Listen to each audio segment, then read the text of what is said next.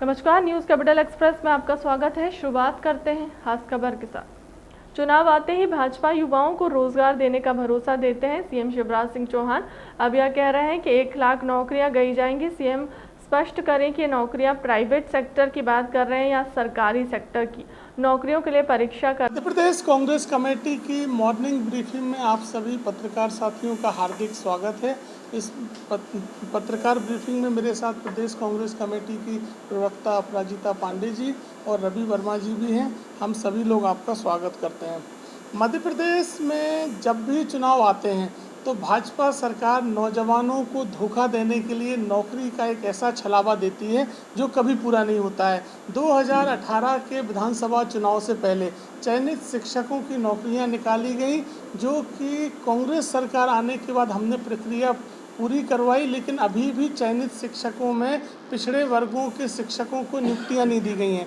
अब मुख्यमंत्री जी नगरीय निकाय चुनावों से पहले कह रहे हैं कि प्रदेश में 1 लाख नौकरियां दी जाएंगी, जबकि मुख्यमंत्री जी को स्पष्ट करना चाहिए कि ये 1 लाख नौकरियां सभी शासकीय विभागों में दी जाएंगी, ना कि प्राइवेट निजी सेक्टर में नौकरियां दी जाएंगी। निजी सेक्टर की नौकरियां कभी भी सरकार की नौकरी नहीं हो सकती हैं। तो हमारी मांग है कि 1 लाख नौकरियां निकालें, लेकिन सभी सरकारी क्षेत्र में दी जाएं। मध्य प्रदेश में अगर हम बात करें तो एक बड़ा भारी घोटाला चल रहा है। भर्तियों के नाम पर छात्रों से, नौजवानों से शुल्क वसूला जाता है और परीक्षाएं रद्द कर दी जाती हैं। 18 सालों में जितनी परीक्षाओं से भर्ती करके तनख्वाह नहीं बांटी होगी, उससे ज़्यादा भाजपा सरकार ने परीक्षा शुल्क के नाम पर पैसा वसूल कर लिया। अकेले व्यापम और अब जो स्टाफ सिलेक्शन बोर्ड हो गया है, 10 साल के अंदर व्यापम द्वारा 1100 करोड़ रुपए परीक्षा शुल्क के रूप में वसूले गए, जबकि उसमें से केवल 100-150 करोड़ रुपए का खर्चा किया गया। बाकी सब कुछ सरकार के पास पड़ा हुआ है। मध्य प्रदेश में इस समय 2.5 लाख से ज़्यादा शासकीय पद विभिन्न विभागों में खाली पड़े हुए हैं। इनमें भर्ती क्यों नहीं की जा रही है?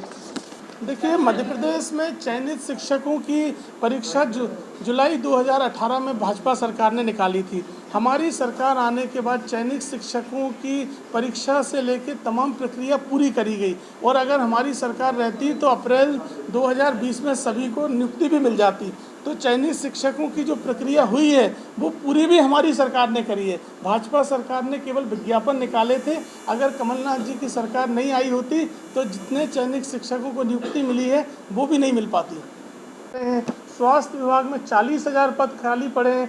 चयनित शिक्षकों के मामले में आरक्षण को आधार बनाया जा रहा है, जबकि 90,000 शिक्षकों के पद खाली पड़े हुए हैं। कांस्टेबल भर्ती के लिए 4,000 पदों के लिए 12 लाख आवेदन आए। तो समझा जा सकता है सरकार ने किस तरह से परीक्षा भर्ती को धंधा बना लिया है। मध्य प्रदेश में 35 लाख शिक्षित बेरोजगार अलग अलग रोजगार कार्यालयों में रजिस्टर्ड हैं, जिनके नाम पर सरकार केवल राजनीति कर रही है और उन्हें धोखा दे रही है। हमारी मांग है कि मध्य प्रदेश सरकार तत्काल श्वेत पत्र लाए कि 18 सालों में कितनी भर्तियां की गई हैं और 18 सालों में भर्तियों के नाम पर कितनी परीक्षा शुल्क भाजपा सरकार द्वारा वसूला गया है। हम पूरी तरह निश्चिंत हैं कि तनख्वाह से भी ज़्यादा शुल्क वसूल लिया गया है भाजपा सरकार में। दूसरी तरफ मध्य प्रदेश में नौकरियों के हाल तो छोड़िए, पिछले साल कोरोना काल में जब हाई स्कूल की परीक्षाएं रद्द कर दी गईं और हाई स्कूल परीक्षा के फॉर्म के नाम पर 83 करोड़ रुपए माध्यमिक शिक्षा मंडल ने वसूले, जबकि परीक्षा रद्द होने के बाद वो फीस छात्रों को वापस होनी थी, वो तक वापस नहीं करी गई। इसलिए कृषि विस्तार अधिकारी की परीक्षा सबके सामने है। परीक्षा में घोटाला हुआ, परीक्षा को रद्द करना पड़ा और बाद में फीस डकार गई सरकार। तो ये एक धंधा बनाया गया है। सरकार परीक्षा फीस के नाम पर छात्रों को ठग रही है। साथ ही आज जिस तरह से महाराष्ट्र का घटनाक्रम है सबके सामने है, लोकतंत्र की हत्या करने का भारतीय जनता पार्टी जश्न मना रही है। लोकतंत्र में ऐसी कौन सी व्यवस्था है जिसमें विधायकों के इस्तीफे दिलवाकर और सरकार बना ली जाए और उसको नैतिक बताया जाए? ये नैतिक पतन है भाजपा का। मध्य प्रदेश में जिस तरह से पंचायत चुनाव चल रहे हैं, प्रथम चरण की सभी जगह मतगणना पूरी हो गई है, उसके बाद भी प्रशासनिक अधिकारियों के ऊपर दबाव का खेल चल रहा है। तमाम जीते हुए जिला पंचायत सदस्य, सरपंच, जनपद सदस्यों को डर है कि प्रमाण पत्र से पहले किसी और को जीता हुआ घोषित ना कर दिया जाए। इसलिए हमारी निर्वाचन आयोग से मांग है कि प्रथम चरण के जो परिणाम हो चुके हैं, मतगणना पूरी हो चुकी है, सभी के प्रमाण पत्र तत्काल दिए जाएं ताकि कोई हेरफेर ना हो सके। भाजपा बुरी तरह पंचायत चुनावों में हारी है, इसलिए पंचायतों में प्रमाण पत्र में हेरफेर की पूरी आशंका है।